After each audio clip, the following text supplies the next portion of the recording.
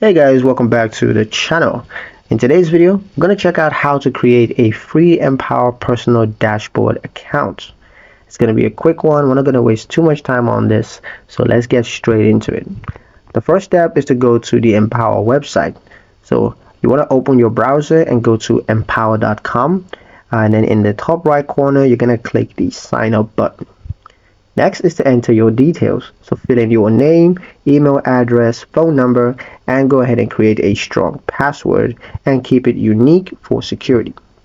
Next is to choose currency and country.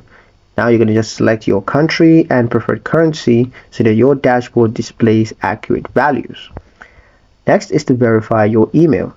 Check your inbox for a confirmation email from Empower. Click the verification link and you're all set. Next is to set up your profile. You're going to answer a few basic questions like your age, income range, and main financial goal.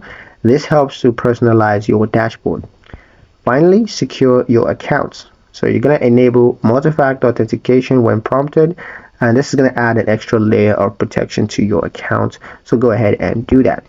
And that's it. Your Empower account is ready to go. In the next tutorial, we're going to connect your bank, credit card, and investment accounts to start tracking your net worth automatically, so stay tuned to that video.